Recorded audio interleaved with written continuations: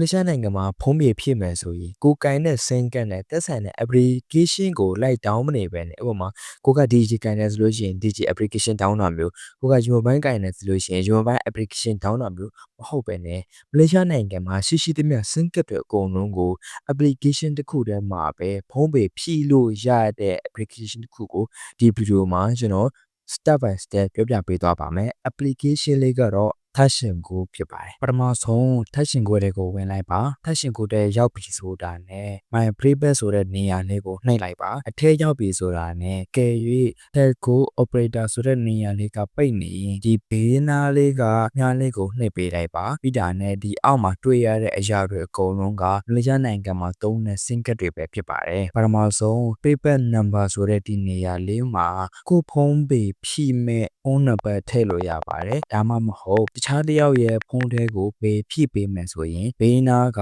အကြောင်းကြောင်းနဲ့လူပုံလေးကိုနှိပ်ပြီးကိုဖုန်းထဲမှာမှတ်ထားတဲ့သူရဲ့ဖုန်းနံပါတ်ထည့်ပေးနိုင်ပါတယ်ဖုန်းနံပါတ်ရွေးပြီးသွားရင်အောက်မှာရှိတဲ့ဖုန်းကတ်တွေထဲက